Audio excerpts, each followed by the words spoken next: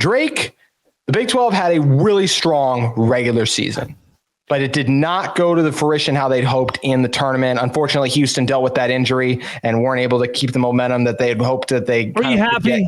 Just cut to the chase here. Were you happy when BYU lost? When you saw that? When you saw them lose to Duquesne in game 2?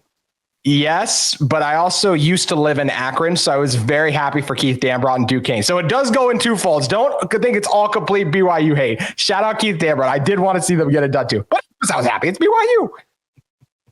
I get it. You know, like if your team didn't make the tournament, but your rival just lost to Duquesne, you can still laugh. I will give that to you. Yep. Yeah, it was not the most joyous end of the season for Utah men's basketball. Even though they were still going in the NIT by the time we're recording this, they did lose to Indiana State. But it does pose a question, Drake, because the Big 12 underperformed in the tournament. Is Big 12 basketball overrated? No. Big 12 basketball is not overrated because the analytics are so strong with the conference. The numbers back it up. This isn't I think the Big 12 is the best conference in college basketball. You could argue the Mountain West was flirting with 5 or 6 teams that could have gotten into March, and the ACC wasn't, and the Pac-12 wasn't. There are conferences who had such a bad regular season who actually showed up in the postseason. The Big 12 wasn't one of those. They were the opposite, but the analytics, the numbers would tell you this conference is the best conference in America. There were 10 teams in the top 40 at shot quality. Same goes for KenPom and Net.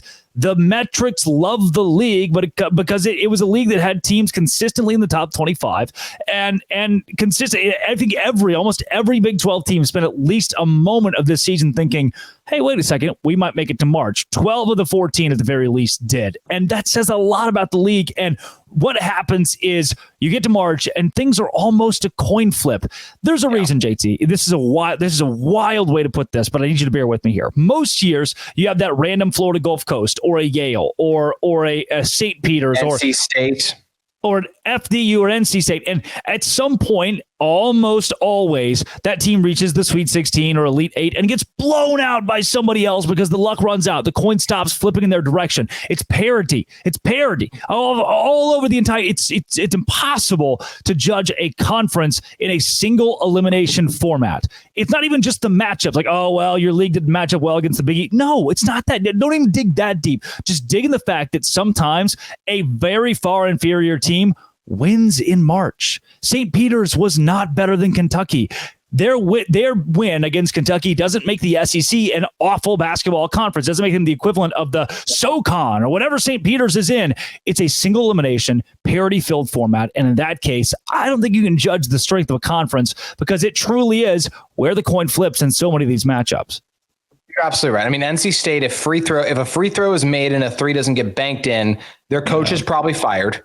And they're nowhere near the position that they're currently in the Final Four, which is insanity. And also, look, I know a member of the committee. I've interviewed him on my own show. I call him Dad. So I know I've talked with him and interviewed him on the show, as I mentioned, about how this process works. And of course, you're just going to go on what this year has done and what the data says, because you can't be like, well, do we really want to seed a Baylor this high when they haven't made it back in a while? Like, that's not how this works. All you can judge them is based on what they did this year. And all of those Big 12 teams, because the Big 12 was a regular season gauntlet. And I feel bad. Like we mentioned Houston, and there are a couple other teams too, Drake, that they dealt with some bad injury luck as well. And the tournament is just such a wild and crazy conundrum whenever it does occur. So it's just one of those things where it wasn't the Big 12's year for sure, but you can't say it was overrated because in the regular season, they were fantastic. It just wasn't their day on some of those nights. They didn't have it on those days, and that's unfortunate for them, but I totally agree. Can't call it overrated.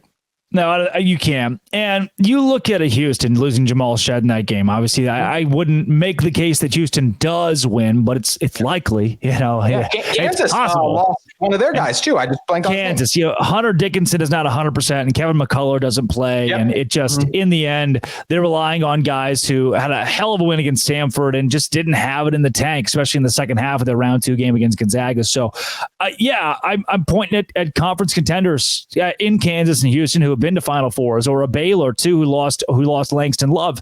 And those schools just got dealt a tough blow. Yeah. They weren't ready for March when March rolled around, and March waits for no one. So the way that I view it is yes, you got unlucky, but even again, I think I take away the luck thing, and I take away the this team from this conference matches up poorly with that team. I take all that away to, at its base level, say March Madness is just madness. There is no rhyme or reason to what happens. Yeah, it's always crazy. And as you said, the Big 12 got unlucky, but us here at Locked On Utes, we got lucky because we got to talk to you today, Drake. Appreciate you making the time to hop on. And I know we're doing this as a crossover. So all you guys, you know where to follow Drake at. But if you're Locked On Utes normally, make sure you guys head over to Locked On Big 12. Check out everything Drake has going on over there. And ditto for Locked On Utes. Drake, always fun doing these with you. JT, go Utes. Go Utes. There we go. I'm clipping that. I'm going to use it. Hey, there we go. Oh, that's definitely getting saved. You shouldn't have done that. That's definitely getting saved. People will say it's fake. People will say it's Photoshop too, based on comments you've made in the past. But I still love Cougar Tails. Hey, Cougar Tails. I've actually never tried one, so maybe I'll have to someday. But don't do it. Okay, it's a rivalry. Good point. I'll hold strong. That's going to do it for Locked On Utes and Locked On Big 12. We'll be coming at you guys soon with more great content. Thank you guys for listening to our show today, and we'll be back with you shortly.